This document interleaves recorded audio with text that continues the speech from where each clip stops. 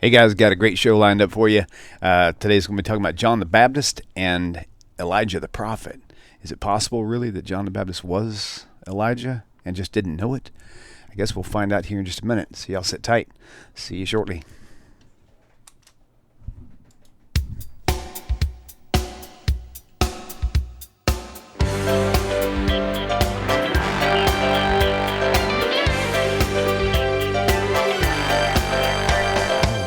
Welcome to Tanakh Talk. I am your host, William Hall, broadcasting live out of Kingsland, Texas, USA, with another episode of Rabbi Tovia Singers Let's Get Biblical Q&A.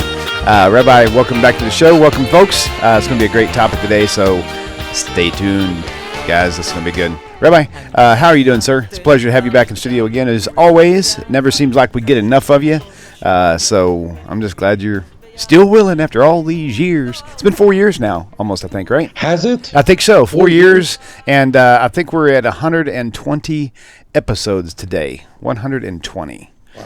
Yep. So if you watched, if you just didn't have a show for a year and a half, that'd still keep people busy going back and watching replays. So good deal. Good deal. So let's kick this baby kicked off here. So very, very first question on the airwaves right now is going to be, why does the Gospel of Matthew claim that John the Baptist is the reincarnation of Elijah the prophet? And I want to know, and I know everybody else does, why did John the Baptist deny it whenever he was asked? And anything else you want to throw in there would be juicy. Well, this is a very interesting question. And I think for most of the listeners, this is a very surprising question. Some people are going, what are you talking about? So first, a little bit of a background. The very last prophet in the Jewish scriptures is Malachi, Sefer Malachi. At the very end of the book of Malachi, we are told about the final redemption, the Messianic age, and how the children of Israel return to the Torah, the fathers will turn to their children, children to their fathers, and Elijah the prophet will come and usher in the final redemption. I'm paraphrasing here, but the key point is that Elijah the prophet is coming in to make sure that there is complete justice, because that's where the earlier chapter left off. In a Jewish Bible, the end of chapter 2 is, where is the justice? And Elijah the prophet is the one who is calling the world to repent. Elijah the prophet is the one who is bringing the coming of Mashiach, who is going to usher it in, and please God, may it happen quickly in our time. Now, as it turns out, I'm sure some of the viewers are wondering, well, in Christian terms, Christians believe that the book of Malachi is a part of a holy writing, is part of Scripture, capital S. Where then was Elijah the prophet ushering in Jesus, if Jesus is the Messiah? What do Christians make of this? And the answer is not as straightforward as I think some people would like, because it depends. It depends which book in the Christian Bible you're looking at. According to what's called the first gospel, according to the gospel that's called Matthew, John the Baptist, a very, very large figure in the synoptic gospels, is in fact Elijah the prophet. Jesus tells the disciples, and they are to understand both in Matthew 11 and Matthew 17, that in fact John the Baptist, who is this figure we are told is baptizing folks in the Jordan River for the remission of sins, that he is the one who's Elijah the prophet. His role is to call out and say, turn to Jesus. In fact, if you look at Mark's gospel, and which opens with the baptism of Jesus, in Matthew, Luke, John the Baptist is very, very prominent in the beginning of Jesus's career, ministry, so-called ministry. So therefore, it would stand to reason that Matthew would come up with somebody, particularly John the Baptist would be perfect. It is also extremely likely that John the Baptist is a real historical figure based on Josephus. So it would make a lot of sense that Matthew would identify John the Baptist as the person who is ushering in the coming of Jesus, who is introducing Jesus. And he plays in fact, John the Baptist's speech in the book of Matthew is much more elaborate than we find in the book of Mark. That's what we would expect to find, and we find that in the Synoptic Gospels. Here's what we don't find in the book of John. We don't find in the book of John an interest in demonstrating Jesus' messiahship, his sonship, and the things that occurred during his ministry from the Jewish scriptures. In fact, the fulfillment citations, which are unique really to Matthew, this was done to fulfill what was said in the Holy Scriptures. We find 11 of those in the book of Matthew. We really don't find that in other Gospels. But in the book of John, there's a lot we don't find. I need to explain this point. John seeks to diminish the role of many other people that are very prominent in the first three Gospels. For example, Mary, just the mother of Jesus, is never even mentioned by name in the book of John. Matthew, Mark, and Luke, of course. Luke, very, very prominent. In the book of John, we are presented with a Jesus which is of a very high Christology, which means that we are going to, in the first 18 passages of the book of John, we are introduced to what's called the prologue. And there what comes into view is a image of Jesus, a portrayal of Jesus that is higher, that is on a higher level than any of the Synoptic Gospels. Remember, John is the last of the four Gospels. Now, when I say the word last, I don't mean last that it appears fourth of the four Gospels.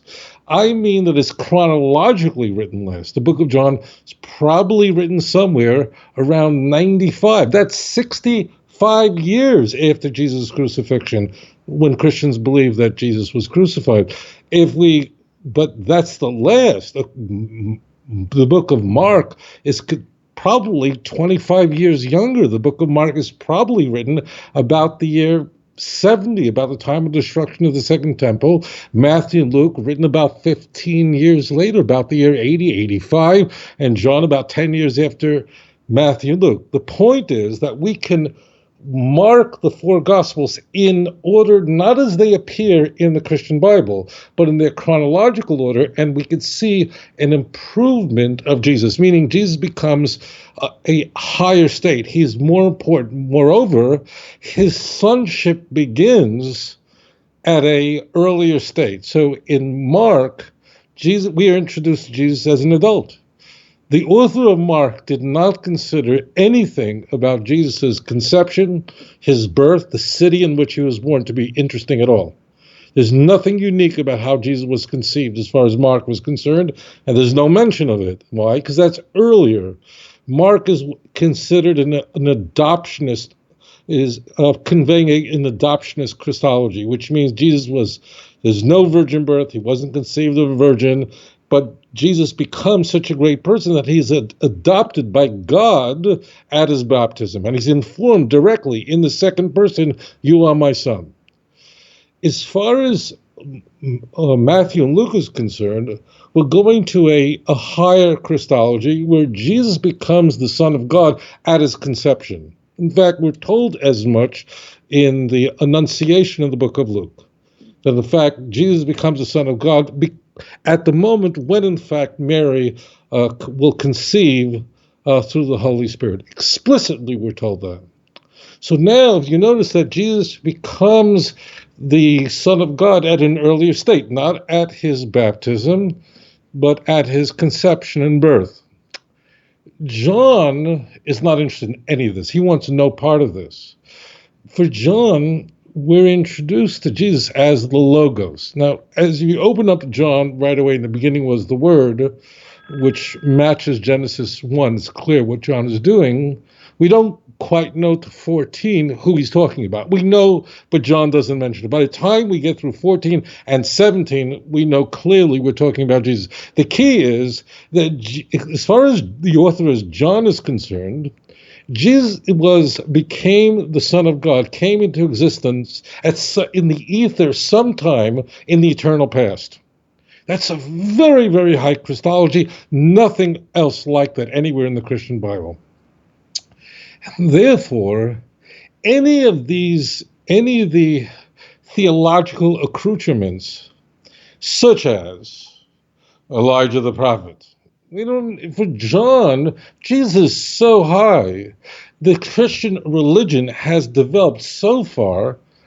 You don't need Jesus born of a virgin. That's completely unnecessary.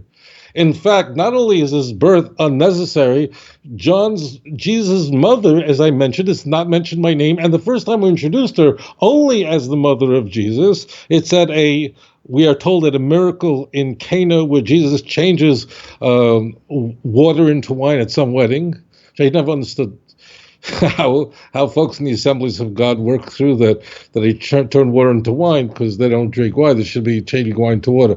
But anyways, the key is he says to his mother, "Woman, what do I have to do with you?" Mary is diminished, not just that her name has been removed. This is the mother of Jesus. This is not the other Marys that are mentioned in the Gospels, but she is diminished. What do I have to do with you? That means that I didn't get here because of you. As far as Matthew, Mark, and Luke are concerned, Mary is very important, particularly in the book of Luke. Luke, we have the highest, Mary sits in the highest possible position in Luke's very elaborate infancy narrative. John, what is very interesting is John is not interested. That means the book of John is not interested actually in John. John, the disciple John, is never mentioned in the book of John, but most importantly, John the Baptist doesn't even baptize Jesus. Jesus is never baptized in the book of John. I know that sounds very strange to you, and you're going, really? Very rarely. And therefore, in John 1:21, when John the Baptist is asked, "Who are you? What role do you play? Are you Elijah? Are you a prophet?" John the Baptist, as far as the author of the book of John, there's two separate people, John the Baptist as opposed to John, the son of Zebedee, one of the disciples. John, who we are told by the church is the writer of the book of John, has John the Baptist saying, "No, I'm not a prophet. I'm not Elijah." So here we have Matthew clashing with John completely. Now, bear in mind that many, many things, because John is writing as I said, is presenting Jesus in the highest possible Christology, many of the things that we would encounter in the synoptic Gospels, meaning in the Gospels of Matthew, Mark, and Luke, we would never expect to find in the book of John. We would never, in fact, expect to find the transfiguration of Jesus. Transfiguration features very prominently in Matthew, Mark, and Luke. The transfiguration is when the disciples, when James, Peter, and John accompany Jesus to a mountain where Jesus is radiating, and Jesus meets with Elijah and Moses on a mountain. That story, while it appears in Matthew 17 and Mark 9 and so on, and we do not find that in the book of John at all. Why? Because the reason why you have a transfiguration in the Synoptic Gospels is to lend importance to Jesus. Look at this. Jesus is encountering the most important prophets in the Jewish Bible. And therefore, that gives Jesus a stamp of approval that he's the fulfillment of the great prophecies found in the Jewish scriptures. He is the person who has the stamp of approval from the most noted prophets in the Jewish scriptures. As you would expect, based on what I told you, you would never expect to find the transfiguration of Jesus in the book of John. Why? Because John's Jesus doesn't need a transfiguration. I'm already writing in 95. I don't need Moses and Elijah to prove Jesus. Therefore, he's not there. You'll never find, for example, the temptation in the wilderness in the book of John. There's no need for that. Not only, it goes even further.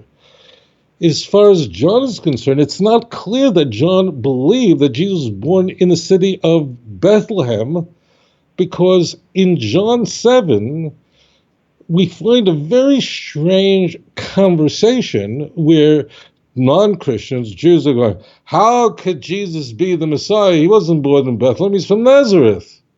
Now, the author of John, the narrator, if he thought that Jesus was born in Bethlehem, and he was born in Bethlehem based on some prophecy, like Matthew has us believe in Matthew chapter 2, verse 6, based on a text that's completely shattered from Micah chapter 5, verse 2 in the Christian Bible, Matthew 5, verse 1 in the Jewish Bible, the author, the narrator in John, should have gone, no, he was born in Bethlehem. It's dropped.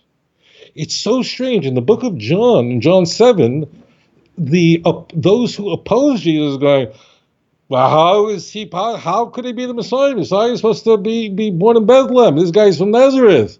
Well, that's like a softball, like hit it out of the stadium. Just scream, of course he was born in Bethlehem. Didn't you read the book of Matthew? Didn't you read the book of Luke? Now, they obviously didn't read each other. It should be also said, might surprise you, that John is a very, very different kind of book than the Synoptic Gospels. In fact, the word synoptic is a compression of two Greek words, synoptic, which essentially means with one or the same view. John is so different in that roughly 90% of what we find in the book of John is found nowhere in the Synoptic Gospels. So again, John, the author of the book of John, is not interested in having somebody baptize Jesus. Why? Because generally speaking, if someone baptizes another, like today, you have Christians who go on a pilgrimage to Israel. They go to the Jordan River, and a pastor takes new converts to Christianity, and he dunks them inside the Jordan River. Okay? The key is that you have someone who's spiritually superior baptizing someone who's spiritually inferior in some sense. And here, how is John, the author of the book of John, who is presenting Jesus now as not becoming the Son of God at his baptism, not becoming the Son of God at his conception or birth like Matthew and Luke, but now he is somewhere in the beginning, all the way in the beginning before the world was created. He's the Logos, he's the Word. I'm not going to get into what exactly does Logos mean. It's a term that was used extensively by Philo of Alexandria. There's no doubt that that's where John and Paul would take their cues, but that's a completely separate topic. So the reason is very simple. Whoever wrote the book of John was not sitting there going, all right, let me look at Matthew, hold on for a second, let me look at Matthew, because there's so much of Matthew which is not found in John, and there's so much of John that has there's nowhere to be found in Matthew. In fact, if John had read the book of Matthew, and Matthew was a well-established book, this didn't happen. He would have never have written his passion narrative and resurrection account in John chapter 20 to completely contradict Matthew's resurrection account. They're entirely different. They have nothing to do with each other. They're completely incompatible with each other. So, in short, rolling back, this is in the first century. This is not at a time when people had access to books. This is a time of mass illiteracy. This is when these Christian Gospels are written by highly literate Christians at the second half of the first century. It's not going to be established until 100 years later. It means until we have the Bishop of Lyon, roughly in about the year 180, clearly establishing that Matthew is the disciple Matthew, is the author of Matthew, that Mark, the assistant of Peter, or companion of Peter, is the author of what we know the book of Mark. Luke, the companion of Paul, is the author of the book of Luke and Acts, and John was written by the disciple John. In the book of John, it's very clear that John is not, the writer himself states at the end of the book that he got this from the disciple Jesus loved, meaning it's not him. So this is very late. And it's very important for us to sort of bring us back to the first century. We have different Christian communities in the first century, and Christianity is developing differently. Yes, it's true that there's no question that whoever wrote the book of Matthew and Luke, they had the book of Mark in front of them. No doubt about that. Why? Because virtually all the book of Mark appears in Matthew and Luke.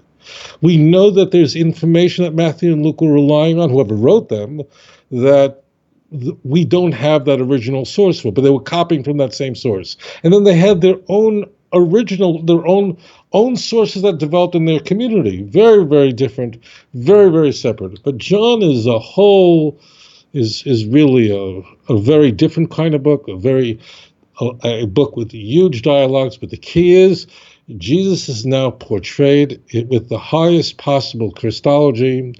What you can see the way Jesus portrayed going to the cross. He doesn't even need Simon to help him carry the cross. He's way, way up. He's way up. And as therefore, many of the things, meaning having John the Baptist play the role of Elijah the prophet, not interested. He's not interested in that. Transfiguration, the book of John, not interested in that. Or any prominent role for Mary, not interested. Mary is a problem. Mary is a problem because we have to diminish Mary, the mother of Jesus. We have to diminish her position. And she's quite specifically diminished. But Jesus is made to say, woman, what I have to do with you. And believe me, Christian commentators spin in many, many circles to explain why Jesus would talk to his mother that way. But what is very clear is Jesus is saying, woman, what do I have to do with you? So he's calling his mother woman, which would be disrespectful. He's speaking to his mother and saying, what do I have to do with you? That's very important. He's saying, what do I do with you? Meaning, I didn't become the Son of God through you. It's not you. You're not my conduit. As far as Luke is concerned, it's her. Mary is everything where Jesus becomes the Son of God through her, that the Holy Spirit comes upon her. And because of that, Jesus is the Son of God. John will have no part of that. And therefore, we don't, as far as John, the book of John, denying that John the Baptist is Elijah the prophet diminishes John's role. And therefore, Jesus is therefore on the highest, most prominent level. He is divine. Now, he's not divine in the sense of full-blown God. As far as the author of the book of John is concerned, Jesus is still subordinate to the Father in every way. And he's the highest Christology. Remember, when we're using terms that we're saying that the author of the book of John saw Jesus as a divine being, we don't mean that in our conventional sense that Jesus was absolutely God created the heavens and earth. No. But Jesus still takes his cues from God, the Father, and he can't do anything of his own but the one who sent him. It's the Father who bore witness to him. He has to go back to my God and your God. Mary can't even touch him.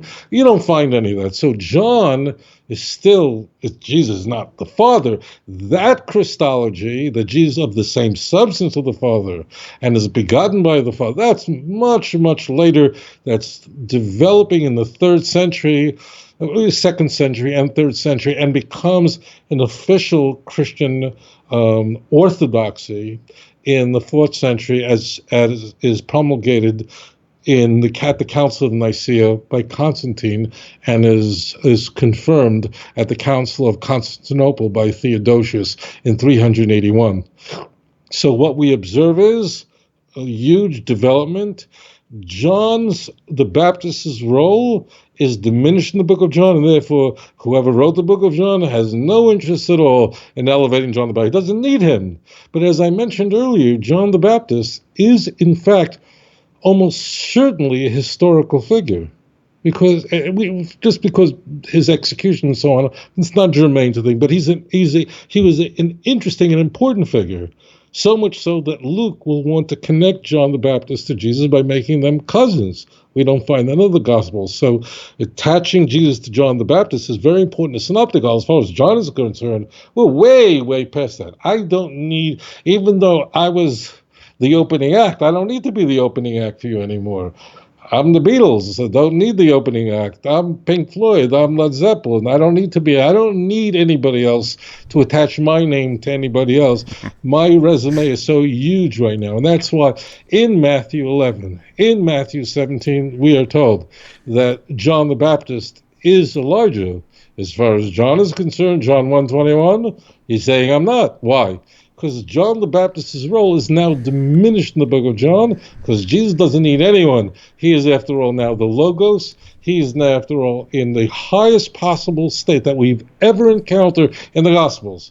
And as I mentioned, Jesus' status in the Christian world, in the Christian view, what would become orthodoxy is going to become more elevated, more improved beyond the Gospels as we go march into the 2nd century, as we go past Theodosius, as we go past Tertullian, as we go past Origen, and as finally we have Arius and others in Alexandria, and they're going to hammer this all out at the Council of Nicaea. But that's a really excellent question, and the answer to that question really tells us so much about the Gospels themselves. So thank you for joining us. Awesome. Okay, so we'll take this next caller. Caller, welcome to the show. Please tell us your name, where you're calling from. Hi, this is Steve Roth from Flatbush, Brooklyn, New York. How are you, Rabbi and Will? It's good to hear you, brother. I'm going to ask you a contradiction in theology in Christianity, which has been just floating around in my head. Just sent Will in the book of John, not first, a regular book of John, 1:2. It says he was with God in the beginning. That would connote co-eternity or co-equality or being around at the same time. So is Christianity in need of a psychiatrist, and maybe they need to see Freud, and maybe they're schizophrenic? We got 14:28 that says he's not God. We got 1 Corinthians 11:3, he's not God. We got John 5:30, he's not God. Is he God? Is he not God? Is God confused if he's God or not? Like, what's going on? This is just something that's been in my head, and I hope this is something the viewers will value and need. Thank you so much. You guys are the best. Thank you, Stephen. Take care. Shalom, shalom. Is it clear? Did I make myself clear? Yes. You sure did. Thank you. That's great. Perfect. Thank you, brother. Okay, have a great week, everybody. All right, shalom, shalom. Bye-bye. Okay, cool. Yeah, that's so cool. The Trinity concept gets brought up probably in my circle more than any topic as a repeated conversation. So any and all things we could put out on this is good.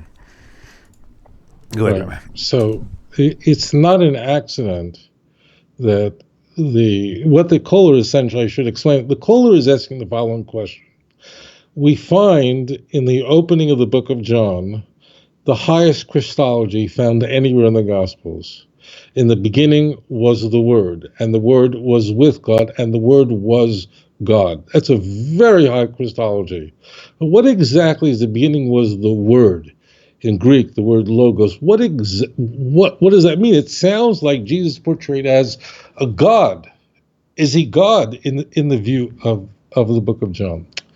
So the idea of logos, that a word goes out and that manifestation of God becomes reality, is an idea that was well known at the time, but it doesn't mean that Jesus was actually God in our conventional sense. But for a moment, I want to point this out. I want to point out to you that as far as the book of John is concerned, as I mentioned, we have the highest Christology of Jesus, where he's portrayed as in a sense that he is divine. You have John 8:58.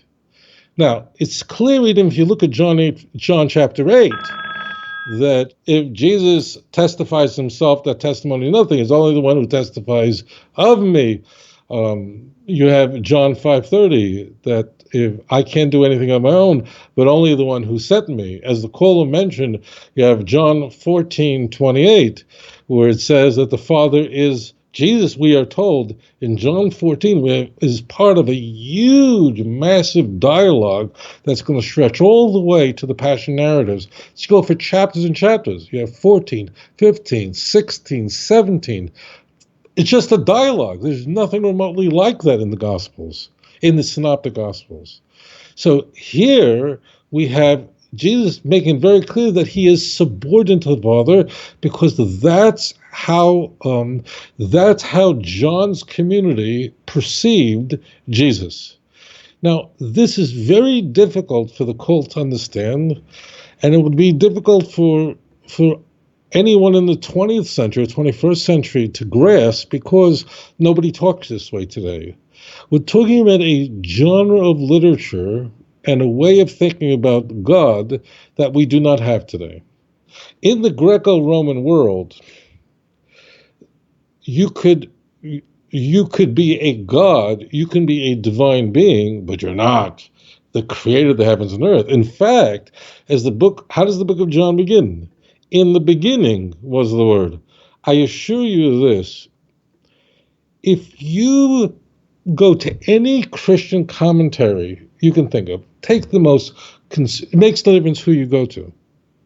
You can go to Arthur, you can go, it doesn't make it Clark, any of them.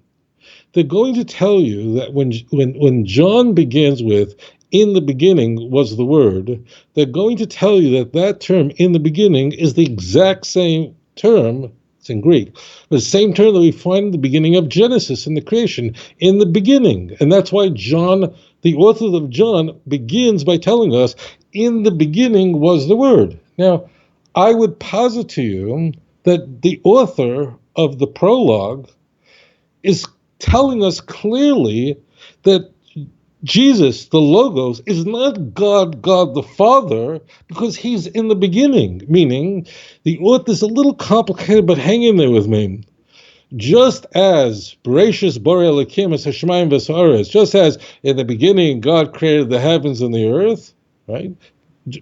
Genesis chapter 1, verse 1. Lahavdil, if we go to John chapter 1, John begins that the Logos was in the beginning.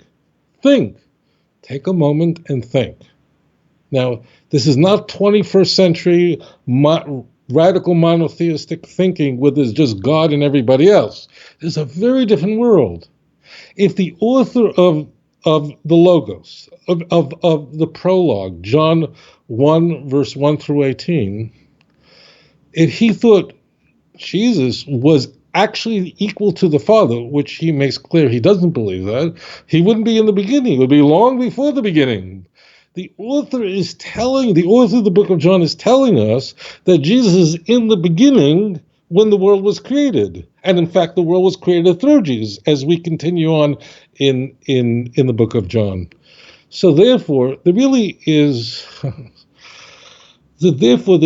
only a contradiction in our mind, but in fact, in the Greek mind, this would not be a contradiction. In the Greek mind, you can have a God who is given the glory of God, but is not the creator, who was created sometime in the eternal past, and through whom the rest of the world was created. But he is not the one who created everything. Because remember, if the Word was in the beginning, well, go to Genesis. What's its corollary? In Genesis chapter 1, what do we find? That the heaven and earth was created in the beginning, which means it was created. That means the Word was created. So therefore, it's not as Athanasius, who was the deacon of Alexandria, who argued for what we now consider we'll call the doctrine of Trinity, but that Jesus was of the same substance and co-eternal with the Father. He would argue he would eventually become the Bishop of Alexandria, Alexandria was essentially one of the major centers of Christian reflection. So as far as that's a that's a highly developed Christology. That's the Christology that we have today in Orthodox Christianity. But at the time in the first century, you can be God, but you weren't God. That sounds a little strange to you. So it's important to bear in mind that in the late ancient world, you can be God without being the great, great God. You had a hierarchy of gods. I explain this in great detail in Volume 1 of Let's Get Biblical. You have the great God, Zeus. He's the creator of the planets. He's the great, great God. But he has no time for you, meaning if your wife is having trouble conceiving, if your wife might miscarry, if your crops are not growing, if there's no rain, if you need wine, if you're going to war, You don't go to bother Zeus for that. You had other gods, lower tier gods, the god of love. You had the god of war. You had lower tier gods. It was the gods of the streams, the gods who controlled the fertility of your wife and your cattle. And then at the lowest state of gods, you have those individuals who who are both mortal and immortal. Whether we're talking about Romulus, the mythical founder of the city of Rome, who is said to have been born of a virgin, Alexander the Great. Could there be such a great person who was really just born to a mother and a father who came to conquer the whole world and was the founder of Western civilization? Pythagoras? Could Pythagoras really be just an extraordinary person but completely mortal? Oh, of course not. He certainly would be born of a virgin. He certainly was a god. The great emperors of Rome. When I say great emperors of Rome, I mean the emperors who the empire considered great. Octavius. There was no way that Octavius can just be a mere mortal, so he had to become the son of God. Bad emperors didn't get this accolade, meaning Caligula and Nero, they weren't considered good emperors, so they don't make it. But Vespasian, Yamach Shemai V'Zecharei, who was the emperor during the destruction of the Second Temple, he was considered a great emperor. He becomes, in fact, we're told by Josephus that he realized, here I am, I'm now going to become a god. These were people who were so great. Hercules, who's so great, there's no way they could have just been conceived to mere mortals. Hercules was conceived to woman and Zeus. Why? Because he was one of the great athletes. How could a person so great? No one was like him. This is what the incipit that we find in the book of Mark, this is what essentially Mark is pushing against. That it's not Octavius that's the Son of God. It is, in fact, Jesus that's the Son of God. And this Son of God, this idea of being the Son of God, does not mean equal with the great, great God at the highest tier. The reason, again, this is very confusing, and I find myself explaining this many times, is not the fault of the viewers, listeners. It's because no one in the Western world thinks this way. You could have a henotheistic thinking like this in the Eastern world, in some fusions of Hinduism, where you have the great, great divine being, and then you have lower divine beings and lower divine beings. That in the East you might find that, but in the West, no one talks this way.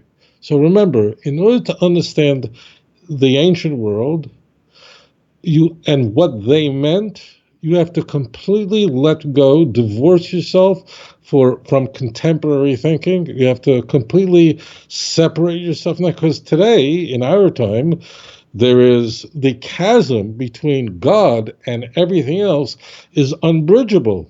There's only God, and then there's everything else but God. But in the ancient world, no one thought this way. In the ancient world, there were many gods along the way.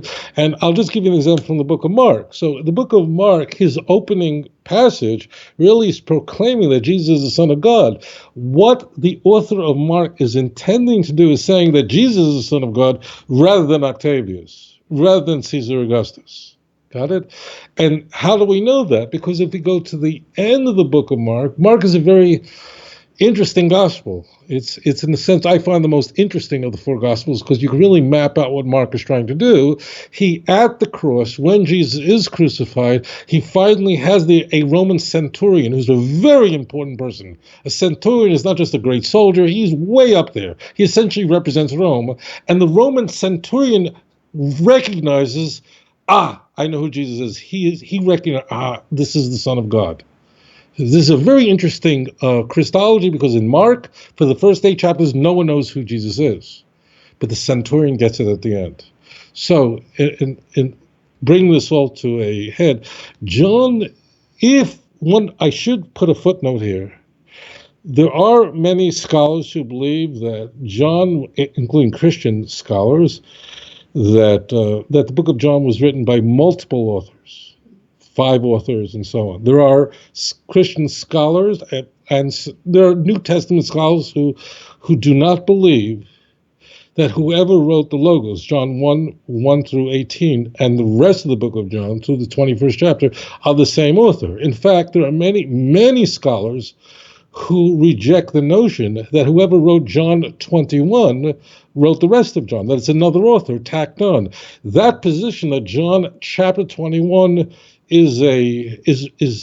was assembled by a different author is widely believed even among evangelical Christians. Now, it's not mainstream what you'll get in any Southern Baptist church. I'm not talking about that. But there are many New Testament scholars, some of them reasonably conservatives, who question whether the author of the rest of the book of John also wrote John 21. What I'm doing with you is I am ignoring all of that. I'm just saying, let's just say all 21 chapters are written by the same author. From the position of the late ancient world, from the Greco-Roman world, that would not be contradictory. Jesus could be a god, he could be God, but he's not God. And therefore, we have the subordination texts all over the book of John. In case you're not sure, you have John 17, verse 3. I mean, that's like the essential creed of the book of John. This is eternal life, that they may know the only true God, and Jesus Christ, whom thou sent. The Greek word for only there is manos. That word conveys something very specific, to exclude all others. So here, I mean, one of the most famous passages in the Christian Bible very clearly distinguishes Jesus from the Father, and that is the Father is the only true God in the sense that we know it, and Jesus Christ was sent by the true God. So we have John 14:28. Now, I want to just one other point and end this. Of course, Christians struggle with this, and they come up with all kinds of explanations, but they're all torturous. The notion that Jesus humbled himself, looking at the Carmen Christi of Philippians 2 and so on, that none of that is conveyed in the book of John. What is conveyed in the book of John as we move on is that the Father is greater than I am. We never have the other way around. What we find in the book of John is that Jesus cannot do anything of his own. Very clear in the book of John. This is a subordination, but that subordination does not have to contradict the prologue. But as I mentioned, there are scholars, New Testament scholars, that believe that the prologue is written by a different author.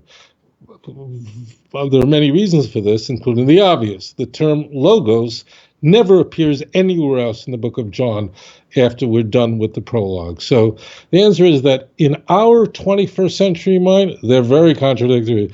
But in the first century, the whole Weltanschauung of the divine, the gods was totally different. This would fit very well in the first century in the way people thought in the empire. But today, this is all very strange language. That's why it worked quite well, and the book of John was embraced by the church not only as a gospel, but it's very clear from the church fathers that John was essentially a favorite. And we have, for example, the Diatessaron from the 2nd century. Which is sort of like a stereoscopic kind of all four Gospels into one, written somewhere around, let's say, 170. It begins with John in the beginning. That's how it has to. The Diatessaron has to begin that way because it's John. So John is is front and center in the church as the most spiritual of all the Gospels. Here's a good question. Remember, history. Divorce yourself from our world, enter into a completely different world, and in that world we can begin to understand what Matthew, Mark, Luke, and John are conveying in their works. So it's a good question. Thank you. Awesome. Okay, so we're going to move to the next question. This one is going to be I made an accusation about this question once because it seems like the only way that it could possibly make sense. Okay, so can the Hebrew Bible and the Christian Bible both be true? One for the Jewish people and one for the Christian people. Maybe Jesus is the way for Christians, and maybe the Hebrew Bible is the way for the Jewish people. And a thought I really want you to put in there with that is, now No, don't stick. I'll stick straight with that. That's clean enough. So, can the New Testament be for Christians and the Hebrew Scriptures, aka Old Testament, be for the Jews? The answer is no. It's impossible because they're not compatible with each other. Great. Next question. I'm just kidding. Go ahead. Yeah. Now, as it turns out, what I've just said now may seem to the listener to be the rantings of a rabbi who doesn't have a favorable view of the Christian religion. But as it turns out, that this was a view that was widely held in the early church. In the 2nd century, one of the most prominent movements that gripped the church was a movement that was triggered by a man named Marcion, a wealthy fellow from what is today Turkey, and the idea that the God of the Old Testament is completely incompatible with the God of Jesus, with the God of the New Testament, the God of Paul. Paul is critical to Marcion. His movement, which was a dualistic concept that, well, you read the Jewish Bible, you read the Christian Bible, they're totally different. Now, one point I should make about Marcion, who's enormously successful, he also is noted, not as well, but he is noted, not for anything he wrote, but rather for something he compiled.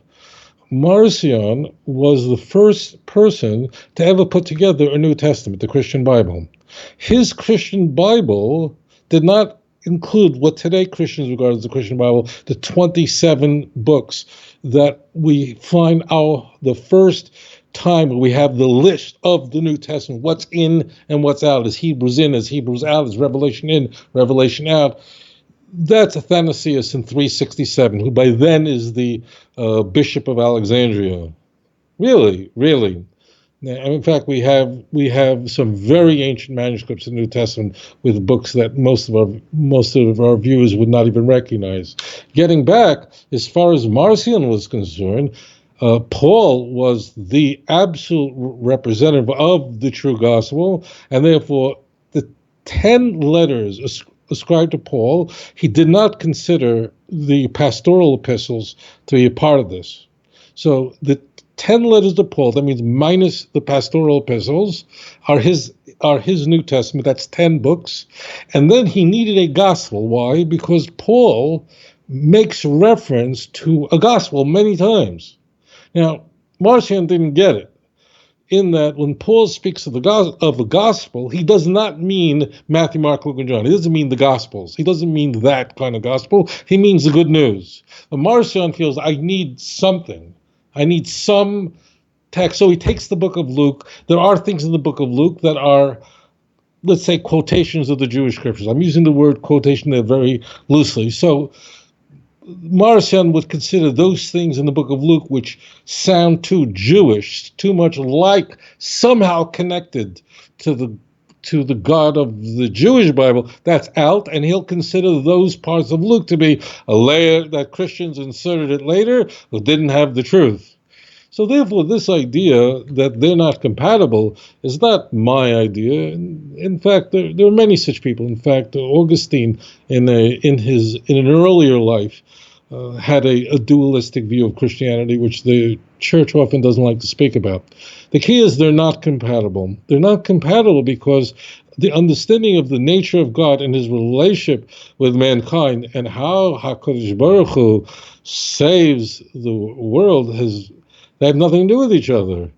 And who is the Messiah? Who is God? What is the nature of man? So in Christian teachings, the nature of man is a completely fallen being who has no hope. The people of Nineveh, impossible that they could repent, turn their way, and God would forgive them. Jonah chapter 3, verse 10, that anybody could be faithful to Hashem, and because of their loyalty to God, Hashem would choose them. That's inconceivable to Paul's Christology. And therefore, we take Genesis 26, verse 5, that Avram Avinu, Abraham our father, a great prophet of blessed memory, Hashem says he did everything that God commanded. That's impossible in Paul's view. The notion that the Torah says that no one could die, Jewish scriptures everywhere, no one dies for anybody's sins. In fact, if we go to the harshest texts in the Torah. Leviticus 26, verse 40, 41, 42. These are hard texts where we are told that the children of Israel, Bnei Yisrael, one day they're going to go into exile because of their sins, but ultimately they're going to call out to Hashem from their exile, and God is going to have mercy on them, and is going to bring them back because of the covenant He made to Abraham, Isaac, and Jacob. What? Where is Jesus dying for anybody's sins in Leviticus 26? I mean, if God was, it sounds crazy, but if God was a Christian, it sounds weird, He would put in Jesus, God so loved the world that He gave His only begotten Son, and all of us would be Christian. I'd be in church right now, and so would you. The reason we're not is there's nothing remotely resembling this. So the understanding of who God is entirely different in the Jewish scriptures, that He is the only creator of the heavens and earth, and that He has mercy and He will forgive, and that He will forgive because the person repents and turns back to God, as we see even in the most difficult. I'm not taking the easy stuff. I'm taking the hardest passages in Tanakh. 1 Kings chapter 8, verse 46 through 50. The notion that someone could die for another person's sins. That's in Matthew, it's in Mark, and it's in John, and it's in the letters of Paul. You won't find it in Luke's in either the book of Luke or the book of Acts. Same author.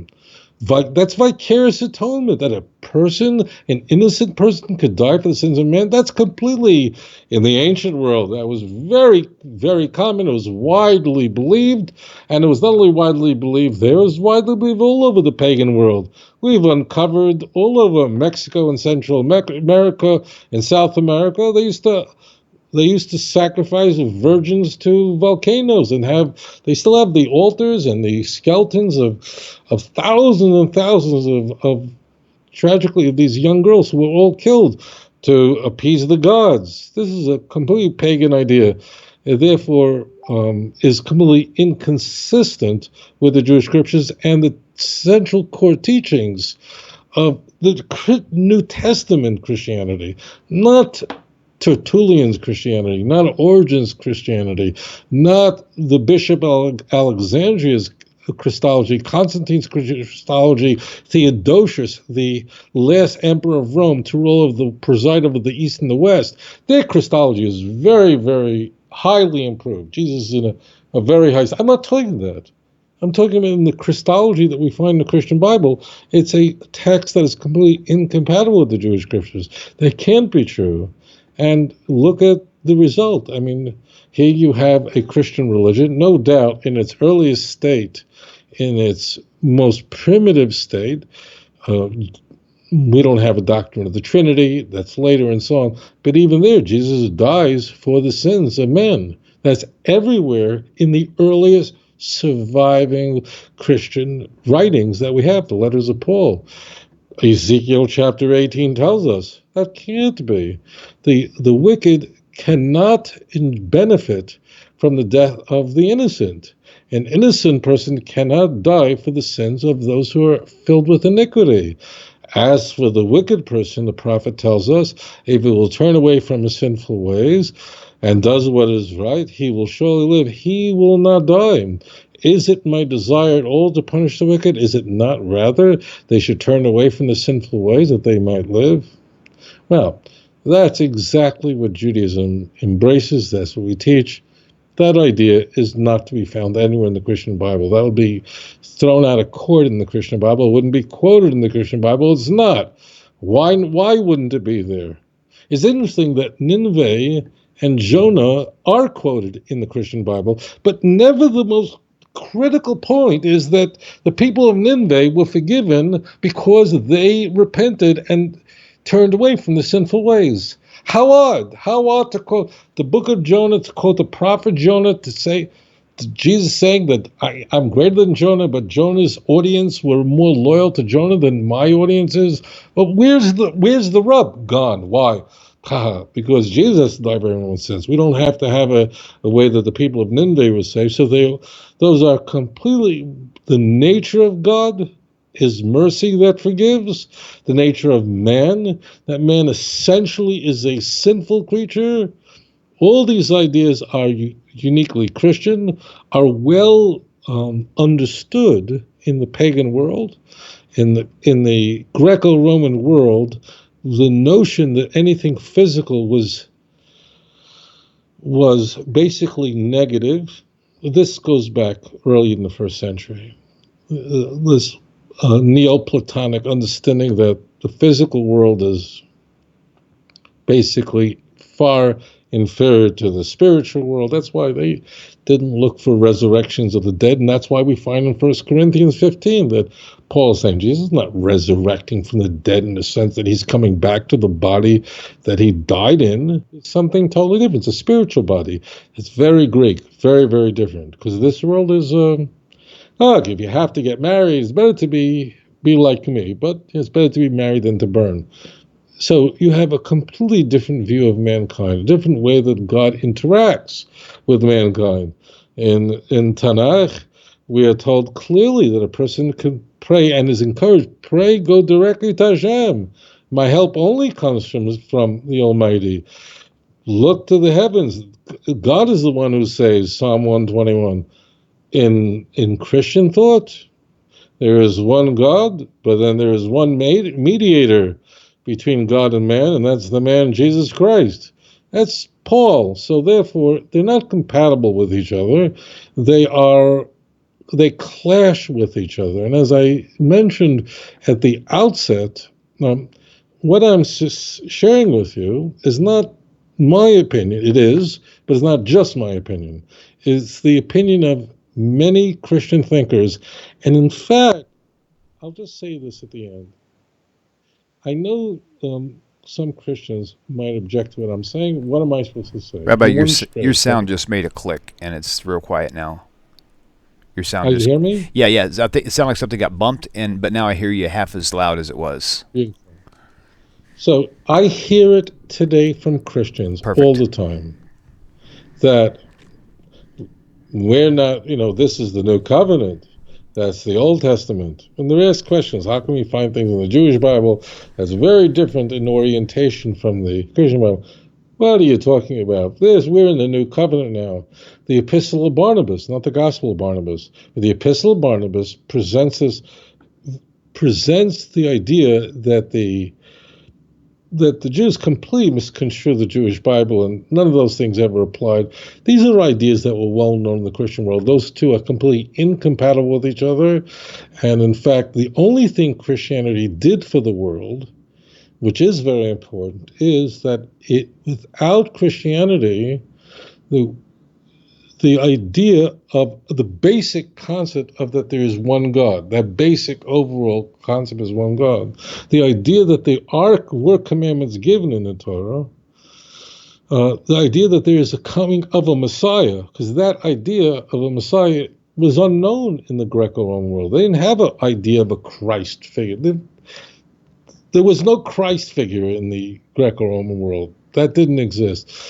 So the basic sort of a thumbnail sketch is known to the world, and it came exactly as the Second Temple was destroyed, so that the nations would be filled with the basic idea that there is one God, an idea that there are commandments. Of course, they believe that we don't have to keep them anymore because Jesus fulfilled them for us, and the Jews are all wrong on this, and that Jesus is the Messiah. So this way, when Mashiach comes, when the prophets tell us that immediately the non-Jews will recognize their error, and they will come to the Jews and say in Jeremiah 16, surely we've inherited lies and vanity where there is no truth. How could a man say unto them, how could a man make unto himself gods when they are not? The Gentiles will come to you. Zechariah 8:23 and 10, Gentiles of different nations will grab the shirt of a Jew and say, take us with you, because we've heard that God is with you. How could the nations so suddenly, when Mashiach comes, please God, it'll be soon, how could they so immediately recognize their error? Well, as a result of the Christian religion, the nature of the faith is that Christians do recognize that if they are wrong about Jesus, if Jesus is not the Messiah, in a Jewish Bible, Jewish in our sense of Messiah, then the Jews overall will always correct all along, and they will revert to the true faith of the God of Abraham, Isaac, and Jacob, and let us pray that happens quickly in our time. Okay, wonderful, Rabbi. Okay, so we'll move on to the next question here. It is this is coming from Ali. He says, "Hi, Rabbi. Just a small question. I was reading the Quran, and I encountered where'd it go? There it is. Okay, so." All right, so I encountered verses related to Moses, peace be on him, that he, I'm having a hard time reading the way it's spelled. That he had asked God, I guess it seems. Yeah, that he had asked God to see him directly. Does this event also exist in Judaism? Oh, that's okay. So he sees this in the Quran. Okay, and if so, why would Moses do something like that? Why would he say, "I want to see you directly"? Do you have any thoughts about this? Sorry about I was having a hard time reading the way it was worded. Yeah. So, Assalamu alaikum. So this text that he's referring to comes from Surah Al-Nisa, the fourth surah. I think it's like verse 143. And there, in the Quran, it is mentioned that Moses could not see the face of God. Moses saw to. Moses is not only prominent in the Quran, Moses is mentioned far more frequently than any other prophet, and almost every, with one exception, almost every single story told about Moses in the Quran, with one very notable exception from the 18th surah, its corollary is found with always more detail in the Jewish Bible. I say it's always found with more detail in the Jewish Bible. The Quran, relatively speaking, is a smaller work, and lahavdil, it's therefore you don't have the enormous amount of detail they have in the Torah that's larger. And in fact, many Muslims look to the Torah to fill in the full stories. Getting to this, we arrive. What is being spoken of is a very interesting text found in the book of Exodus, chapter 33. And there, Moses turns to God, and he asks God to see his full glory. Va'ato imno matzasichein beinecha. If it pleases you that I have found favor in your eyes, Haidieni no esterochecha, I want to understand your way. This is a very interesting text. Like, what is exactly Moses seeking? The context is we have the tragic event of the golden calf immediately preceding it. And if we continue in the chapter in verse 17, 18, 19, Hashem says a very interesting thing. Hashem says, no person could see my face. No person could see my face. No person, in fact, it says in verse 20, no one could see my face. Why? That no person could see my face and live. And then God says, but here's what I'll do with you. Hashem says that what I'm going to do is I'm going to put you in a place in the cleft of a rock, and then when my glory when my glory passes by, when the Shekhinah passes by, what I'll do is I will cover you, I'll block you, but you will essentially be able to see my hind part. You'll be able to see the reflection of my glory. This is very, very difficult to understand. Of what exactly is Moses seeking out? Now, I want to, before anyone is confused, the Torah tells us in the same place and many others that Moses knew God face to face, and spoke to God face to face, as a man speaks to his friend. it's not referring to face-to-face in the conventional sense, but it means there that while other prophets, when they received their prophecy, went into an unconscious state, and in that unconscious state, they were able then to hear their prophecy from Hashem, or God would convey to them a message, but it was through an angel, through a messenger, or God would show them a hint of something where they can apprehend what God is conveying to them. But only Moshe Olav Hashem, our teacher, he was in a completely conscious state, and God spoke to him in that state where he was on such a high level that he was able to speak to God and would talk back to God, and they can have a conversation straight away as a man speaks to his friend. But it does not mean face to face, like God is there and God had nice eyebrows and he had a chin and he has cheekbones and Moses had it. Doesn't mean that. It's telling us the level of Moshe Rabbeinu's state prophecy. Moshe Rabbeinu is completely unique in many ways. Okay? There was no one who ever arose among the Bnei Yisrael, among Klal Yisrael, who was as great as Moses in this prophecy. No one.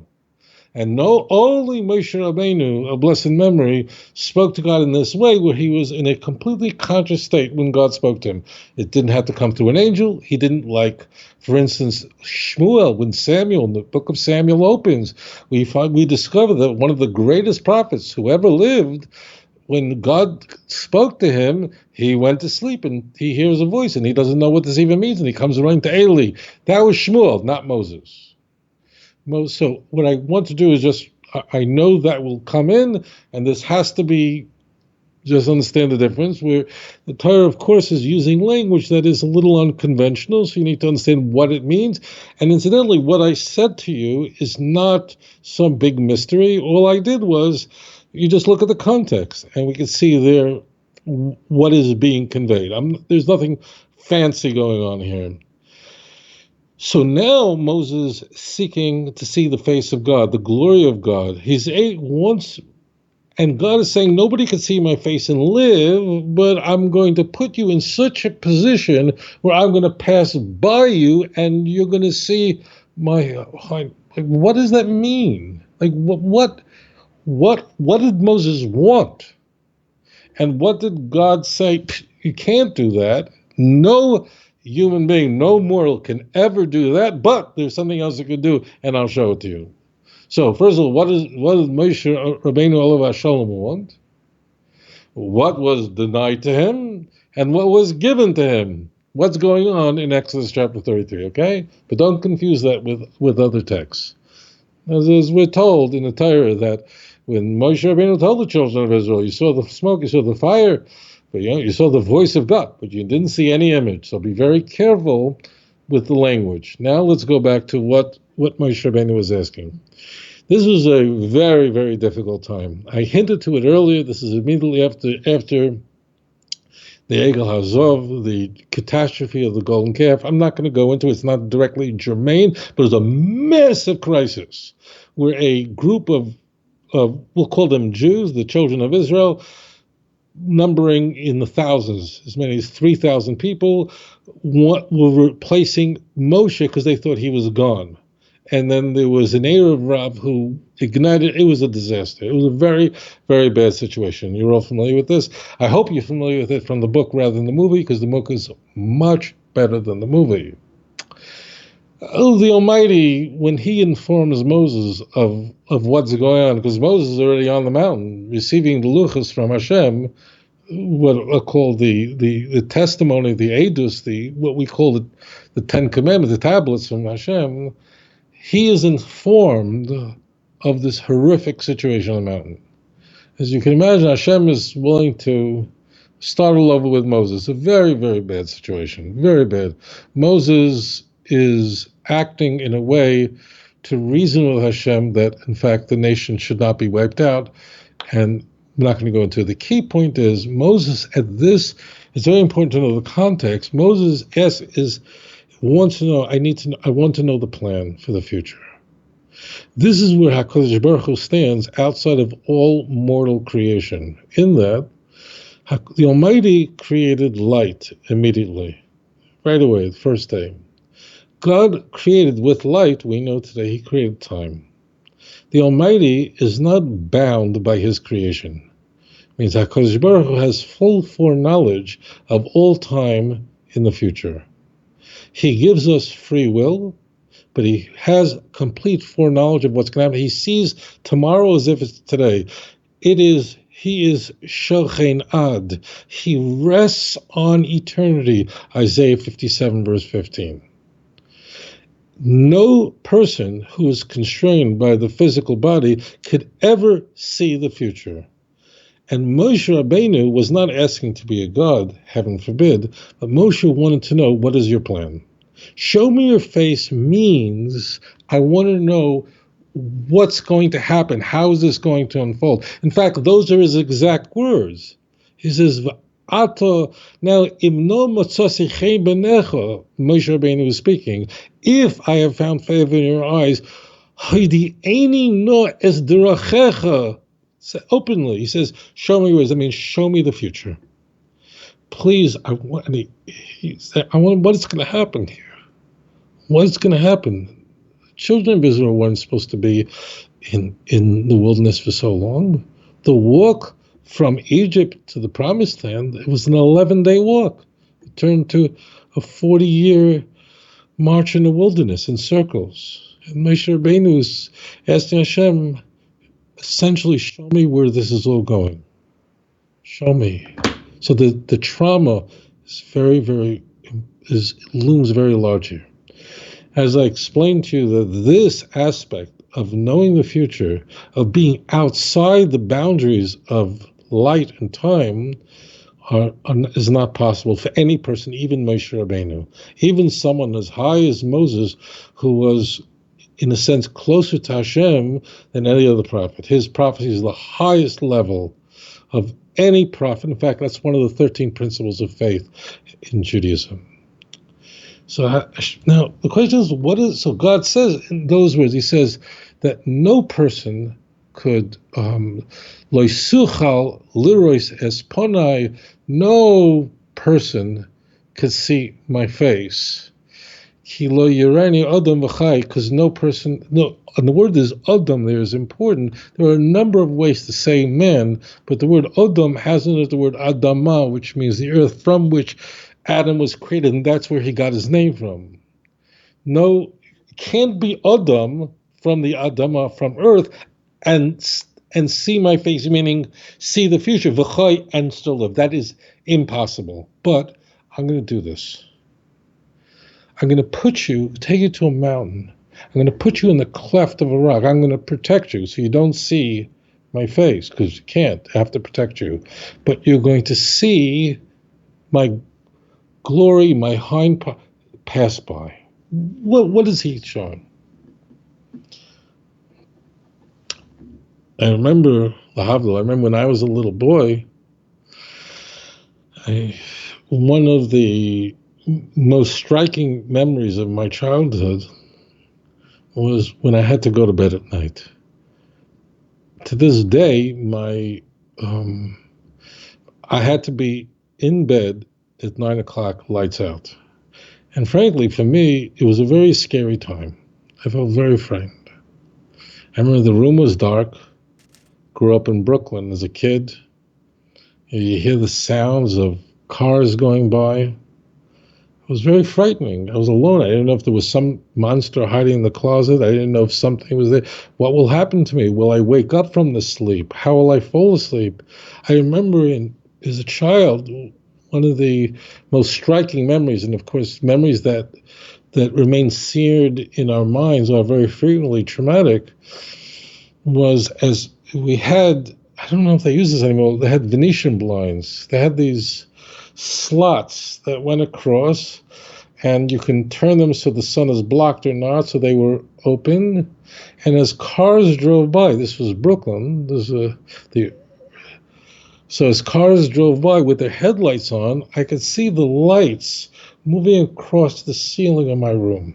It was a very frightening thing. So you saw lights going across. I saw lights just moving, because as the car lights moved and through the Venetian blinds, they moved across my room. I was terrified. There's something under my bed. There's something in my closet. And I remember just laying there staring with a considerable amount of anxiety. But then I would hear a noise. I would hear a noise of usually my mother. She should be well. A pot would move in the kitchen. I'd hear the clinging of two glasses.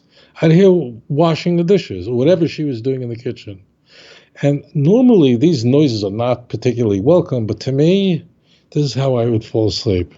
I needed to hear the noise that my mother was there. As it turned out, that noise from the kitchen brought me comfort. Mommy's there. And that's what HaKadosh Baruch Hu is conveying here. He's saying, look, I can't take you down that journey. I can't show you the future. Not possible. But I know you're scared. I know it's a very scary moment. But I want you to know that I'm always going to be there with you. This, of course, should echo for you Exodus chapter 3, verse 12. Well, Hashem says to Moshe, I will be with you. I will always be with you through everything. I'm there. Just know that. I can't show you the future, but you got to know that I'm there.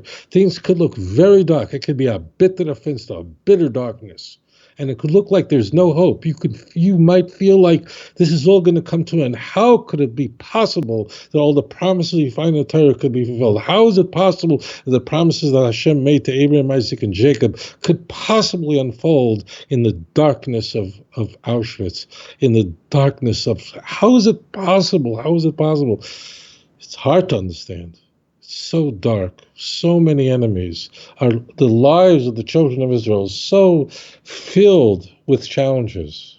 Hashem is just saying, look, I'm working behind this. I'm there. In fact, I'll let you see my glory somewhere. I'll shield you, but you'll see my glory pass by. That means just know this, that I'm always there with you. And therefore, and that's what HaKadosh Baruch Hu did, to let Moshe Rabbeinu know, and this is a promise that Hashem is going to reveal over and over again, just know that I'm there. You may not see me, I'm behind the scenes. You may not understand why I'm doing this. You may think it's a terrible situation. In the big picture, you will understand why it was necessary. I'm always there. And that's what we find in the Torah in Exodus chapter 33. Anyways, I thank you very much for your question. Okay. All right. Good deal. Sorry, I was up out of my chair trying to do some stuff here. Okay, so we have a really good questions come through. I don't know if you remember the scenario that happened with Grant Dunn. He's one of the Tanakh Talk longtime viewers. And anyway, they had a home invasion, and he wound up in the hospital and stuff. And I had a lot of people praying for him. You know, everybody had a lot of people praying for him, and he's doing better now. He's viewing. Him and his mother, both are watching. Kathy called a few minutes ago. Baruch Hashem, they're doing better. But she had a really interesting question. This is regarding Jewish history, and it's stuff that I have wondered about myself, and I've learned a lot about it over the years, thanks to you and others. And so basically what happened with the diaspora, so you see all these different nations in our globe now. Which ones would represent, and you can keep this short if you want to, because I know there's other callers who have pressing questions regarding Christianity and such. But where did people end up in the sense of things? I mean, even before the tribes, like, we with the whole Shem, Ham, and Japheth, and, just the immediate descendants of Noach and their further descendants. So I just kind of paint a quick picture of where these people are. I mean, some people are asking because they kind of a quick picture of history. Well, I'll let you handle it. For a moment? Hey, you handle that the best way you see fit. How's that? I just want to make sure I understand what's being is. She wants a quick picture of Jewish history. Just an overview, if you have time to. Okay. You can take as much time as you want on it. I just figured that you may want to keep the phone lines open for questions regarding Christianity. So handle it however you like. the central theme of Jewish history is that the Jewish people will go through tremendous tribulations. We would struggle both with the divine and with humans, as we see Jacob in his struggle with the angel at the end of Genesis chapter 32. But ultimately, HaKadosh Baruch Hu made a promise to Abraham, to Isaac, and Jacob, and that promise cannot be undone by anyone, and that is that the children of Israel will be preserved. As far as history goes, it's hard to know where to begin. Our history really doesn't begin at Mount Sinai. It begins with Abraham, Isaac, and Jacob. That's for the Bnei Yisrael.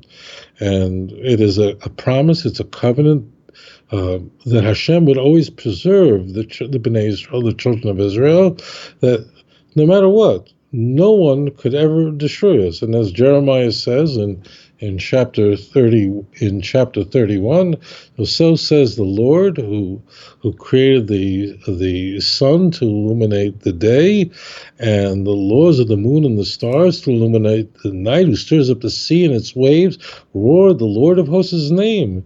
And these laws will depart from before me, says Hashem, so will the seed of Israel cease from being a nation before me for all time. Those are the words of Jeremiah, authored 2,500 years ago. That's a promise to the Zerah, to the seed of Jacob. It's very important. The word Zerah is used, conveying that it means the physical seed of the children of Israel. It can never be destroyed. But believe me, you could be sure that it would be tested. And there are many people, Christians included, whose faith is deeply connected to the fact that God has preserved the Jewish people despite everything. Because as it turns out, the ancient world, the people of the Roman Empire, a great empire, they've all disappeared. The empire came, and by the 5th century, by 476, the Roman Empire was destroyed, finished, gone, and the empire would go into a dark ages until the 11th century. Other great nations have arisen and they have collapsed, but the Jewish people, Baruch Hu preserved our nation. Not that was so great, but because of a promise that Hashem made to our forefathers. My words? No. The words of the Torah, Deuteronomy chapter 4, verse 27, you'll be scattered around the world, you'll be few in number, but you'll be preserved. Nothing could ever happen to you because of the promise I made to your forefathers. See Deuteronomy chapter 7, verse 6, 7, 8, 9, very clearly, that the Jewish people will be preserved. So, in fact, a lesson in Jewish history would be impossible. But the one thing is the following, and that is that the children of Israel may have enemies, people who have risen up against us. Those who've risen up against the children of Israel have disappeared, and the children of Israel remain here. The only other nation that has a covenant with Hashem in the Torah are the Bnei Ishmael, and they're here today in the Arabs. I'll share this with you. Mark Twain, in the 19th century, who was probably the greatest American writer, says the following, and I think it sums up Jewish history well. If the statistics are right, the Jews constitute but 1% of the human race. It suggests a nebulous dim puff of stardust lost in the blaze of the Milky Way. Properly, the Jew would hardly be heard of, but he is heard of, has always been heard of. He is as prominent on the planet as any other people, and his commercial importance is extravagantly out of proportion to the smallness of his bulk.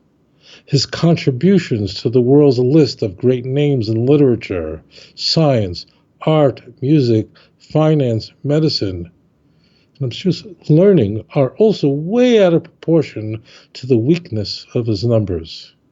He's made a marvelous fight in this world, in all the ages, and has done it with his hands tied behind him. He could be vain of himself and be excused for it. The Egyptian, the Babylonian, the Persian rose, filled the planet with sound and splendor, then faded to dream stuff and passed away. The Greek and the Roman followed, and made a vast noise, and they are gone. Other peoples have sprung up and held their torch high for a time, but it burned out, and they sit in twilight now or have vanished. The Jew saw them all, beat them all, and is now what he always was, exhibiting no decadence, no infirmities of age, no weakening of his parts, no slowing of his energies, no dulling of his alert and aggressive mind. All things are mortal but the Jew. All other forces pass away, but he remains. What is the secret of his immortality? Mark Twain, as you pointed out, was not noted for his being a devoutly religious person, but this was the question that he asked. How could this possibly be explained? Again, I point out this was written in the 19th century.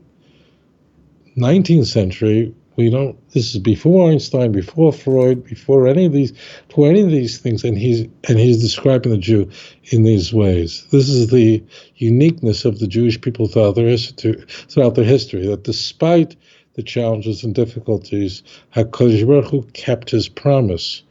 And therefore, and we know that if HaKadosh Baruch Hu has kept his promise, we survive this, that Hashem is the one who is the true glory of Israel, and the Sur Yisrael, the Netzach Yisrael, the rock of Israel, the glory of Israel, does not lie, does not change his mind. He is not a man. HaKadosh Baruch Hu keeps his promise that he made, and that's Jewish history. And therefore, it's not an accident that Pascal, when asked by King Louis XIV, Pascal was a devout Christian. Louis XIV was not known, he was a Christian, but he was certainly not known for his piety. He was certainly not known for theological reasons. He was no Louis IX. And when Pascal is asked, show me a miracle, and don't show me how could all these things be. Show me a real objective miracle, something that cannot be explained by. Pascal is said to have responded, the Jews. What did he mean? He meant this, that it is impossible to explain the fact that the Jewish people are still here and they've been preserved by any other means, but by the fact of a spiritual, that God's hands are in Jewish history. He has preserved the children of Israel despite the weakness of their numbers, despite the vicissitudes they have faced. They're still here. God has preserved them, and that in itself is a miracle that is objective, that can't be denied. He recognized this, a Christian. Mark Twain, a nominal religious person. They all recognize the mystery of the Jew, and that, my friends, is Jewish history. And that was a good Jewish history lesson. Awesome. I think we need to do a show sometime specifically on Jewish history, kind of in the style of your friend David Solomon, but more in the style of this one guy. What's his name? Tovia Singer. I hear he's pretty good at that stuff too. Hey guys, okay. So folks, if you haven't got them yet, you need to check it out. I'm just going to flash a few things up on your screen here for a second. Okay, so we talk always about Rabbi's books, the 2-volume book set that you can find on Amazon and at his website, outreachjudaism.org. I got a phone call from somebody asking where they could get the CDs, and the answer is you can't get the CDs now. Maybe sometime in the future you might be able to, but currently they are out of print, and if you've got them, consider yourself very blessed and lucky. maybe you'll get some more printed soon, but you can have access to the audio files. Where is the camera at? Why am I looking like I'm looking somewhere else? Oh, there it is. Sorry, guys. I was trying to look into the camera and I missed it. There's the one I was looking for right there. Okay, cool. So you got to see the side of my head. Okay, so now we're good. Okay, so what I'm going to put on your screen, just a few things if you've never seen them before. This one here is pretty cool. There's a 4-part DVD, and it's the Let's Get Biblical lecture series. And you can definitely find all of these things through outreachjudaism.org. And this one here's definitely got 4 cool little. And the cool thing about these is you get to actually see his face and see him interact with the crowd, which is really cool. And then we've got the debate with Paul Humber, who is a pastor. Interesting stuff. I'm actually thinking about getting one of these for a friend of mine. So even if you think that you've heard it all, maybe your friends haven't. So this is be a good gift idea for your friends. Exploring fascinating prophetic dimensions hidden in the Book of Chronicles, right? This is also there at the website. If you haven't seen this is really cool. The disputation is really cool. Really cool. And then a little small, easy read book, Rabbi versus a Chaplain. I like the videos myself, but those books are handy as well. And, it's really interesting, the idea of Jesus being hidden secretly throughout the Old Testament. Well, I think Rabbi Tovia Singer is actually hidden secretly, not really so secretly, in these other books that people have been writing, like James Wood Jr., a lot of references by Rabbi Tovia Singer. Sorry for the interesting pun. And then also with Rabbi Stuart Federow, he's got Judaism and Christianity, a lot of connections here with all these wonderful people. But like I said, get the books. And the reason why you want to get the audio files, you want to go to the website and actually look at the audio files, listen to them, is because just like in this book here, for example, when you open it up, no matter where you open it up to, let me find a beginning of a chapter here. Let's see, here's one right here. For example, will God save only the Jews, right? Okay, so you'll find an audio file labeled this on his website. It'll have the same label, except the content will be different. So that's why you want to go to the website and actually listen to it while you can do that for free. Or what you can do too, if you're like me and you like to have everything all at once, there's a place on there where you can download everything for a donation of any amount. I've done that myself. So really, really handy to have on your phone. You can just click and go without having to research a website. So that's the scoop for today. And I hope I didn't cover the whole screen up too much. I'm not sure how zoomed in I was or I wasn't. So. All right, cool. Well, that was that. I had a question. Where did it go? I've been juggling your books around. I think I dropped a piece of paper I had written on. That's okay. All right, phone lines are open, guys. 855-95-BIBLE. It's 855-952-4253. I'll put the number back on your screen if I can find it. Here we go. There we go. Okay, cool. So Rabbi, are you planning on getting the CDs back in print again or no? All right, that's what I wanted to explain. Okay, go for it. I wanted just the viewers to understand that there used to be a 24-part CD series that were sold. And imagine a thick album with 24 CDs. It was a very expensive project to publish, to produce, and it was very expensive to sell. And the cost of producing these CDs just became so high that I decided that it was too much, and that I would just allow them to be available free online on our site. And the audio programs go through our live presentations, mostly done in Tal's text, where I cover each of these the topics which separate the church and the Jewish people in great depth. Like there are 2 CDs on Isaiah 53. It was a 2-part lecture series that I gave in Dallas, Texas, going back into the 1990s. So it was like said, what happened was that the cost of reproducing the CDs was becoming very, very high. One part I never shared with you, and that is there have been people who eventually listen to the audio programs, because I just decided, this is too expensive. I'm just going to put it up there. People can download free. If they want to make a contribution to Outreach Judaism and they're not Christians, they certainly are welcome to. If you're a Christian watching the show, please don't make a donation. This is just for you to listen, to enjoy. If you believe in the God of Abraham, Isaac, and Jacob, and you believe in the Jewish faith, and you believe in our work, certainly do support it. But the big problem that confronted me was that people said to me when I made the audio programs available was, they'd say to me, back years ago, it was selling these 24 CDs. It was selling for $59, and I would never have paid $59 for it. I would never give money to a Jewish organization. certainly not like yours. But if they would have been accessible for free when I was a Christian, I would have listened to it. And then I would have repented. I would have returned back to the God of Abraham. I would have returned much, much earlier. Great point. When I realized this, I then said, okay, that's for sure. I just need to make it accessible to everyone. People wish to make a contribution, they're certainly welcome to on outreachjudaism.org. But today, it would be so expensive to produce this in a proper album that most people would just never be able to afford it, and it's just not compatible with what we're doing. So okay, very good. Yeah, that's a really great point, actually, because actually now I'm thinking back, if I was back in the time when one of my friends first mentioned you and I'd seen that, I wouldn't have bought it either, but and it probably would have delayed my exit as well. Okay, so we'll take this next caller. Caller, tell us your name, please, and where you're calling from. Hi, my name's Yoav, and I'm calling from Albany, New York. Hello, welcome to the show. Yoav, what's the question for Rabbi? Well, I had a Christian present a question to me, and I'm pretty sure I know the answer to it, but I wanted to ask the rabbi and see if he had a suggestion how to answer this type of question. So this person was arguing about how the oral law can't be something that God divinely had passed down from Moshe all the way down to today.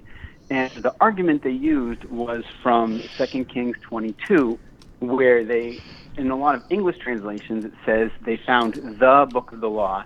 Pretty sure there's no definite article there in the Hebrew, but in their English translations, they say they found the book of the law, and the king reads it and says, oh, I didn't know this was in here.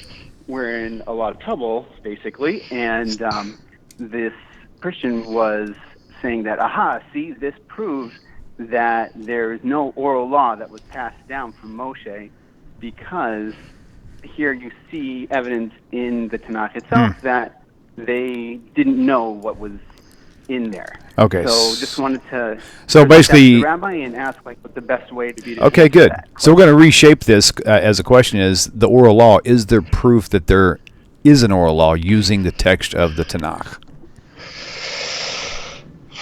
Right? Yeah, okay. Right for you? I think that's a good way to put it. Okay, perfectly. Okay, thank you, brother. Thanks for calling in, Yoav. Take care. All right. Okay, cool. So there you go, Rabbi. Take that away. Yeah, so this is a very interesting question. We find this this event in a number of books in Tanakh. 2 Kings chapter 22. Essentially, all you have to do is go back to the original text. What exactly was lost and discovered?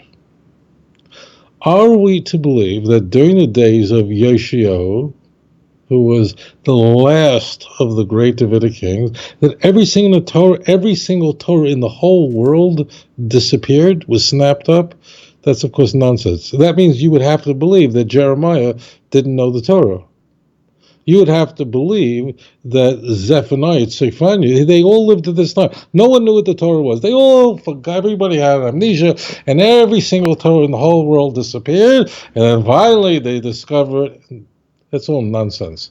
What was found was what was discovered, and it says it explicitly in the text, that the Sefer Torah, the Torah scroll that was in the Beis HaMikdash, in the temple, the one that was written by Moses of blessed memory, and that one was lost, and that one was discovered. And this was a very big shocker. That means we had Torah scrolls. If someone today went, God forbid, into a great synagogue in Yerushalayim, and God forbid took the Torah scrolls, it would be an immense tragedy for the children of Israel. But let's be frank, that doesn't mean that Torah scrolls found all over the world would suddenly, everyone would disappear, that all of them would suddenly be gone. That's not what's happening here. What happens is you have the restoration of the children of Israel through the great king Yoshio, who, as it turns out, is the last of the great Davidic kings. He was a very holy person, and he was a disciple of Yirmiyahu himself. He was a beautiful person. Tragically, he gets killed by an archer in a war with Egypt. But what happens is that he's cleaning up the Beis Hamikdash. He's restoring everything, all the destruction that was done by his father and grandfather, by his predecessors, going back to Menashe. It was a disaster. And what does he discover? Lo and behold, the Torah of Moshe itself. Not only that, more ominous, to where it was open to, we're told in Jewish literature, it was open to Deuteronomy 28, the blessings and the curse. This is a shocker to him. So let's first start here. Yes, if your Christian friend says, now I want to, full disclosure, the vast majority of Christians utterly reject this. I'm talking about serious Christians, not liberal Episcopalians. I'm talking about serious guys. They reject this stuff. This whole stuff stinks of Wellhausen. This stinks of higher criticism. I'm not going to get into what that is. I'm just, those who know. V'amaven Yavin. But the notion that every single Torah in the world just sort of blinked off, really, that in the whole, everywhere though, just all of a sudden no Torah, nobody has Torah. That's nonsense. What was missing, and we see it in the text specifically, that we have there the Sefer Torah that was found Beveis Hashem, in the house of God. That's the Torah that was missing. And whoa, this was a shocker. Why was it a shocker? Because here you have a great king who was a tzaddik, who was a very holy person. They discover the missing Torah from the Beis Hamikdash itself, from the temple. This is the first temple. And they don't know what to do. He doesn't know what to do. It is open to the Teicha, meaning it's open to a very difficult chapter. A chapter, Deuteronomy 28, is the chapter of the blessing and the curse. It is a similar but chapter in Leviticus 26, but this is, no question, the harshest chapter in all the 5 books of Moses. And Yeshayahu knew that this could be a big problem. Why would it? Because you're talking about not a codex, meaning a book with pages, but a scroll. So if you have a scroll with hundreds of columns and so many sheets, it only can be into one place, and to get from Deuteronomy to Genesis means a lot of, what is it doing that the scroll is right at this spot? Not only that, my friends, if you go to these texts, you're going to see what the Yeshayahu no doubt saw, and that is the fact that the king will be carried off and destruction of the Jewish commonwealth. Ultimately, it will continue that you'll return back to the land, but this is very harsh. Oh, what does he do? You have to go to a prophet. Who did he go to? Well, as it turns out, he had at his disposal quite a number of prophets. I mentioned 2 of them. Yirmiyahu was alive. Zephaniah was alive. Zephaniah. But he went to a female prophet. His name is Huldah. And the hope was that the female prophetess, that she might give him some consolation. So anyways, he goes to her, and she tells him that in fact destruction is imminent, it's coming, but it's not going to happen while you're alive. You're not going to see it. Abraham was spared of seeing the wickedness of his grandson Esau. Chizkiyahu Melech was spared, see in Isaiah and also in 2 Kings. Hezekiah, a great king, he was spared witnessing how the Babylonians would ultimately carry off the treasures of the temple. And she told him news that was not the best news, that's certainly what he was hoping for, and that is that in fact all this is going to be destroyed. So therefore, those who say that all the Torahs were lost might as well join the flat earth society. They never read the text. They're thinking nonsense. It's specifically the Torah, because it was always a Torah inside the temple itself that was preserved there, and that was lost. Why was it lost? Because there was disasters upon disasters upon disasters. When it was found, it was a big thing. But what they found to turn to was This is a very, very dangerous situation. Now, I want to just one point should say, and that is that never see the exile, which she would describe very difficult thing, as that's the end of the Bnei Yisrael. That can't be. We certainly would view the destruction of the first temple and the much more devastating destruction of the second temple. When I say devastating, that means that the destruction of the first temple was, relatively speaking, was a cakewalk compared to the destruction of the second temple. That was of the Roman destruction of the temple. That was horrible. Isaiah was a Kaddish and a Tahar, he was a Kaddish Merachemimoy, a holy man of God with an enormous prophetic career, warns us, be careful. I'm paraphrasing. When you're exiled, don't think that I give up on you. Don't think. And he asks the question in chapter 50, where is your bill of divorcement? He's speaking to the Jews. Whom are your creditors sold? That means don't think for a second, like kasalka adaitach. That's Aramaic, which means let it not go. He doesn't use this, but this is the key, is don't think for a moment that I'm done with you. Exile surgery. It is. You cannot, there's no way, there's no more could the children of Israel have stayed in Eretz Yisrael any more than Adam and Chava could stay in the Garden of Eden. It's ultimately the surgery that was necessary. But don't think that I'm done with you. I didn't divorce you. And you can come back, return to me, and I'll return to you. As Jeremiah himself says over and over, Jeremiah witnessed the destruction of the first temple and went into exile with Jews from Egypt. So in sum, people fail to read these texts. I want to say that any Christian, straight away, because I'm not going to mischaracterize Christians, straight away, most conservative Christians who have any knowledge, any brains, know to reject this nonsense. I mean, this argument that you heard to reject the Torah Sheba'al Peh is a fatuous, silly argument from someone who just read it in some book. You could be sure that the person you spoke to, I guarantee you, wasn't just happened to reading 2 Kings chapter 22, and he just happened to stumble on this verse somewhere, and he didn't know what it meant. He said, there couldn't be an oral law. Nonsense. These people are getting their knowledge from Wikipedia. They're reading pamphlets. As it turns out, if there's no oral law, you can't even read the Torah. If there's no oral law, you're going to have a very hard time explaining how Ruth, who was a Moabite, could have been the great-grandmother of King David.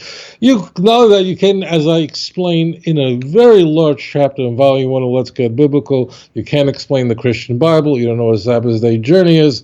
You don't know anything. You don't even know how is it possible that from the time of God made a covenant with Abraham until the exodus from Egypt is 430 years without an oral Torah. You can't even understand the Christian Bible. And if anybody would have said to first century Christians there's no oral Torah, they would have laughed you out of court. They would have left it like you're an absolute idiot. This is a later Christian development that the oral law was somehow invented by the Jews. All the early Christians knew this was nonsense. This is simply a conspiracy theory. And as I said, most evangelicals reject this utterly. They have this familiarity with it, that what was lost was the scroll that was in the house of God. Again, what do I say to you? Look it up for yourself. What did I do? I did magic. I'm pulling stuff out of my sleeves. What did I do? I said, go back to the text. Does it could you imagine every single Torah in the whole world? Nobody had a Torah. That means you have to believe that Jeremiah didn't know what the Torah said. Just ask any... I don't want to say Christian, because even though sometimes I say things to Christians that they're not happy with, even though I care about them very much, you ask Christians. So it means Jeremiah was alive. Jeremiah was a prophet before Yeshua became king. So Jeremiah didn't know what was in the Torah. Jeremiah didn't know what was in the Torah. Have you lost your mind? Zephaniah. He didn't know what was in the Torah? He didn't know the Torah? What are you, insane? Are you living in some alternative universe? Are you taking some sort of medication? Have you lost your mind? Now, this argument is used, as I said, by those who deny the Torah itself. And they say, yeah, this was the moment that the whole Torah was invented and all this nonsense. These kinds of arguments only work on those who are very ignorant of the text. What was lost, the catastrophe, was the Torah of Moshe itself. It was the temple scroll that was lost. Why was it lost? Because of catastrophe? It doesn't mean that Jeremiah didn't have in his house a Torah. Are you insane? I'm speaking to the person who said this. And as I said, that this is a position out of desperation. Now, why would these extremists have such a position? Because they want to deny that there's an oral information that came with Torah. Even though I really don't want to do this. You can't understand many stories in the Christian Bible without the oral Torah. The writers of the Christian Bible would have laughed you out the window without oral Torah. Why was Paul received 40 lashes minus 1? That's all oral Torah. From beginning to end, none of this would be without the oral Torah. What is a Sabbath day journey at the opening? This is all nonsense. The key is that the church wanted to reject the notion that God would have used the children of Israel as a nation to preserve an oracle orally. Because after all, these are a bunch of Christ killers. You don't believe me? Ask Bishop Melito. These are not our friends. They cursed the Jews up and down. So therefore, the church, as it was becoming more and more viciously anti-Jewish, and all the evangelicals have any brains in their head know this, that the church fathers despised the Jews, and they said it openly. It was then completely in vogue to speak this way about the Jewish people. If there's an oral Torah, that means that God used the children of Israel to convey, preserve this eternal knowledge from generation to generation. That can't be. These are an accursed nation. God could never be preserving the Jews for such a thing. They're a blind people that scales over their eyes, a veil over their eyes. What kind of people have this? And therefore, the oral Torah had to be rejected. Strangely crazy. This is really crazy. The purveyors of this nonsense usually come from the Messianic movement. As strange as it sounds, you generally will not hear this kind of drivel from a Roman Catholic priest. You generally are not going to hear this kind of banal nonsense from the head of a Missouri Synod Lutheran church somewhere in Texas. No. Almost always you'll hear it from people in some way who call themselves Messianic. I'm not kidding. In fact, ask that person, where'd you hear it from? I don't guarantee it, but I'm pretty sure he got it from somebody, one of our big success stories. and why are they purveyors of such nonsense? Because they can't accept the fact that there's information that the church has no access to, that God is working within the Jewish people. The Jewish people are blind, the Jewish people are lost. How could it be an oral Torah? But as I mentioned, you can't even, when the Torah says, make sure in Deuteronomy chapter 12, that when you eat an animal, you want to have hamburgers? I'm paraphrasing. You want a steak? Not to bring korbanos. You're not going to Yerushalayim to go bring offerings there. You're somewhere else in the north, somewhere else outside of Jerusalem. The Torah warns us, make sure that when you slaughter an animal, that you do it in the manner that I have shown you. And everybody knows how the Jewish people perform shechita. Everybody knows that. But the Torah says, make sure that you do it in this way. And you go, well, which way is this? Well, it doesn't say anywhere how to do it. The answer is it comes from the Torah. And that's why it says in the Holy Prophets, that's why King David said, of blessed memory, he said, listen carefully, he said, Magid Devorov Liyakov, Chukov Umishpatov Liyisrael. He told over his Devorov means words, plural. Magid Devorov LeYaakov. He retold his words, plural, to Jacob. Chukav u'mishpatav liYisrael. Therefore, I added in therefore, his commandments and precepts to Israel. Listen to this. Lo ya'aseh chen l'chol goy. Hashem did not do this with any other nation. He never gave them the plural Torahs. He never gave them plural. Why? Because only the Jews have to keep the Torah, and the oral Torah tells us how to observe the written Torah. And therefore, the nations of the world don't know how to keep the mitzvahs, don't know the laws of Shechita, don't know what a mezuzah is supposed to look like, wouldn't know how to write a Sefer Torah. And if you think this is my spin on it, it isn't.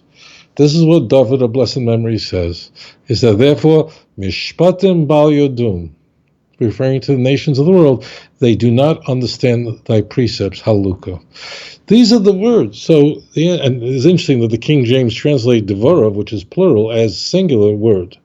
The answer is that Hashem gave a written and oral Torah, written instructions, and oral understanding of how to exactly apply it. It's not, one point I'll make for those who are not familiar with this topic, it's not that there are 613 commandments, and 400 of them are in the written Torah, and 213 are in some oral tradition. That's not correct at all.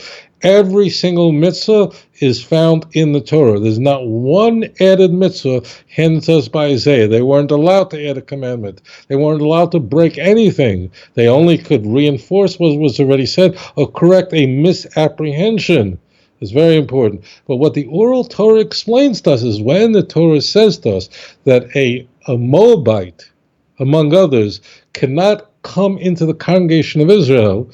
Well, how is it that Ruth, who was a Moabite, we are told explicitly, how did she ever convert to Judaism and become the great-grandmother of King David? She would never be able to marry into the children of Israel, let alone have that her great-grandchild will become David, who will become the author of the Book of Psalms. I would be the elder Zayda, the great-grandfather of the Mashiach himself. So without an oral Torah, how do you know that?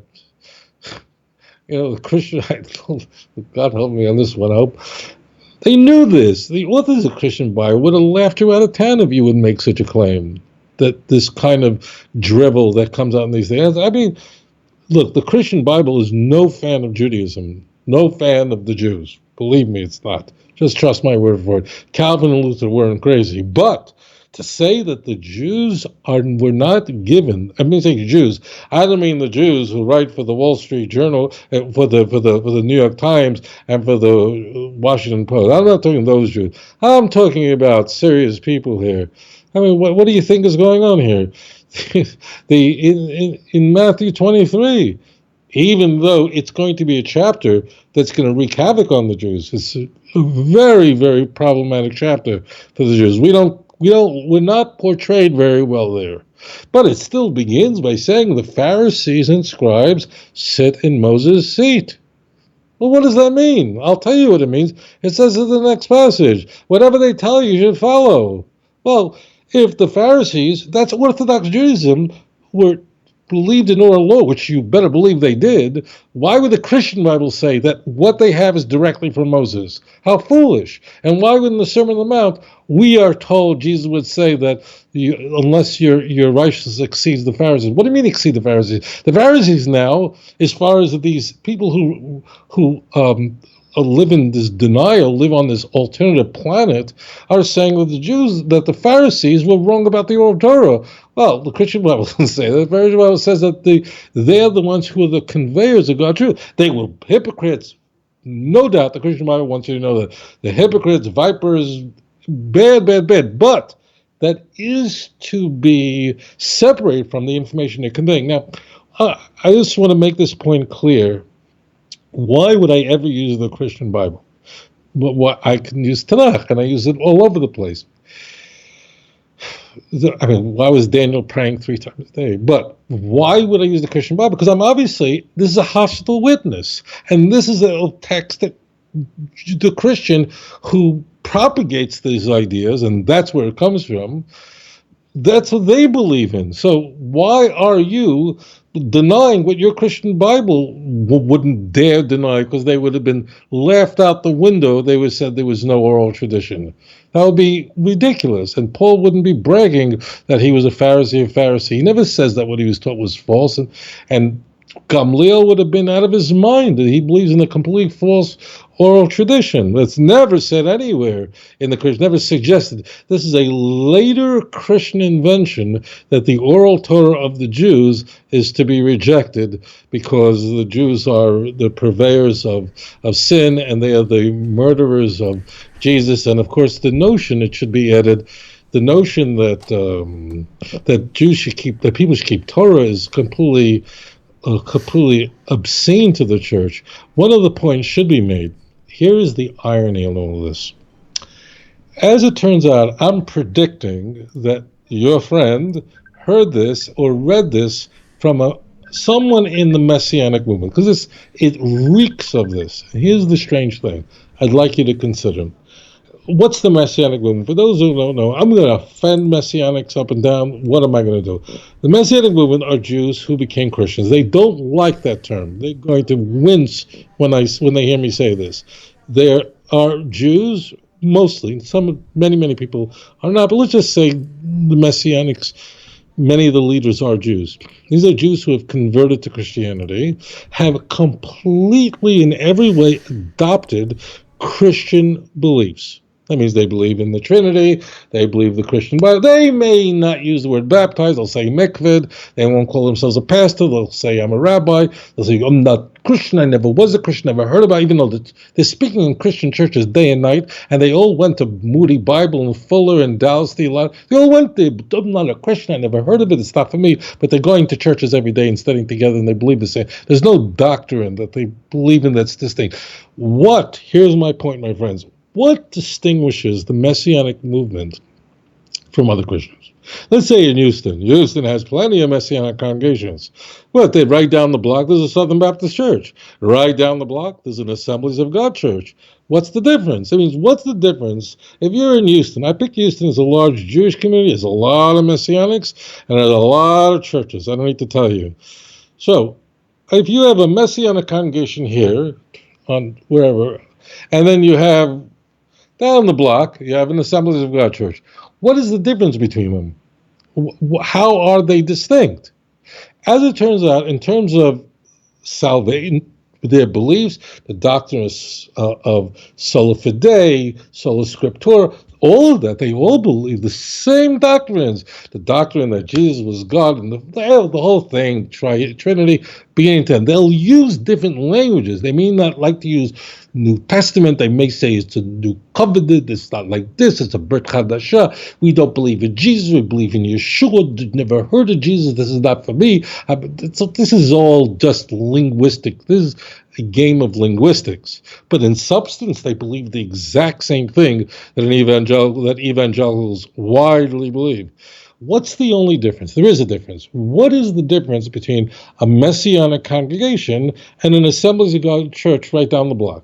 Assemblies of God Church, charismatic, not all, but many Messianic congregations are charismatic. What that means is not for them. But what does that mean? Why are they? Or you take there's another Messianic congregation that is not charismatic. They essentially believe what Southern Baptists. What's the distinction? Here's what's crazy. The distinction between a Messianic congregation and a church is that Messianics adhere to many oral traditions and churches don't. Did you hear what I just said? Messianic congregation, they're playing Fiddler on the Roof Friday night, they're lighting Sabbath candles. That's a rabbinic commandment, that's a rabbinic tradition. That really is not oral Torah at all.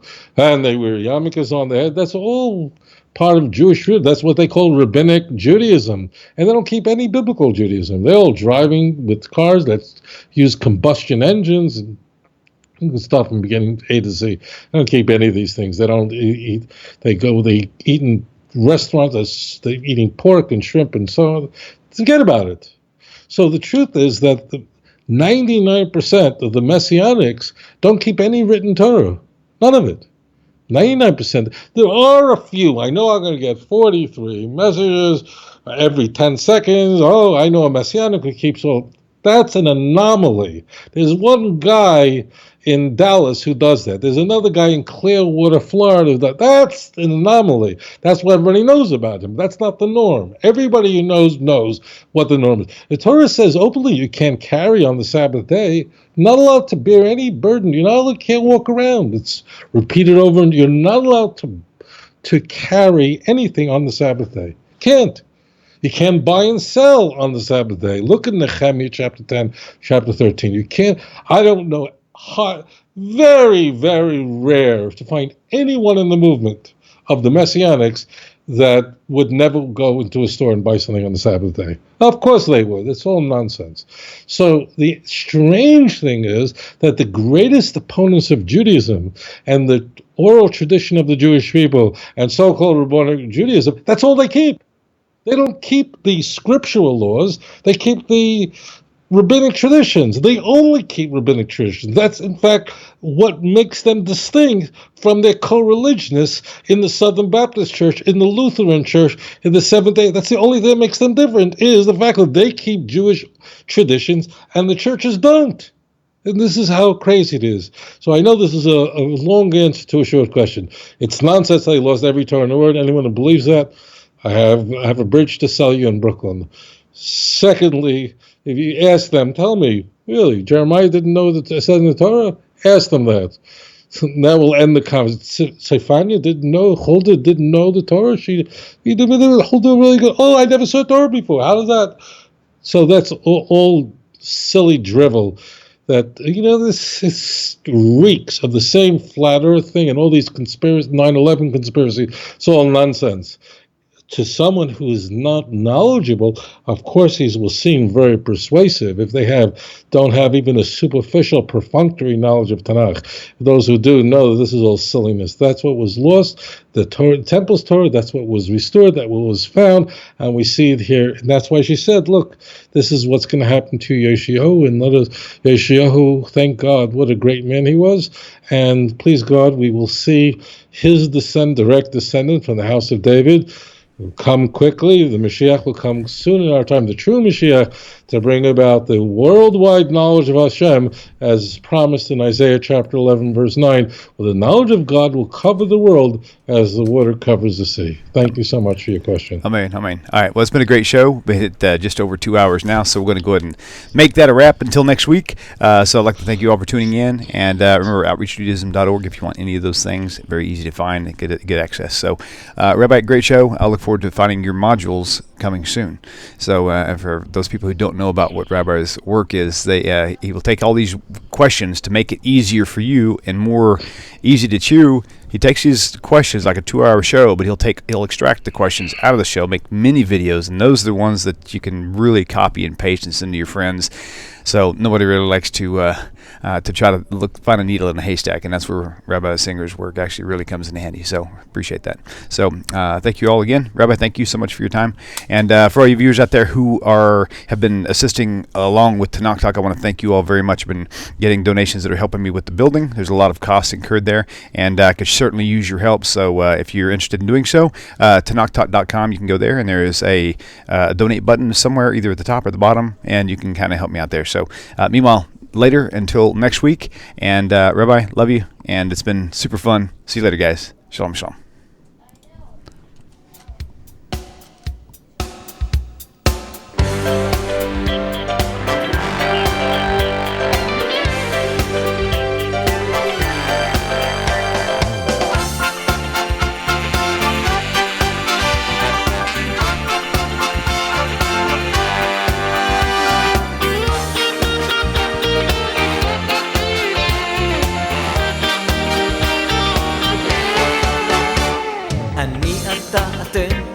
תמיד כולם ביחד, חשוב מכל חשוב והכרחי להיות ביחד. איפוק זו העוצמה, ויתור זו הגדולה, השאיפה והכמיהה. אני אתה אתם תמיד כולם ביחד, חשוב מכל חשוב והכרחי להיות ביחד. איפוק זו העוצמה, ויתור זו הגדולה, השאיפה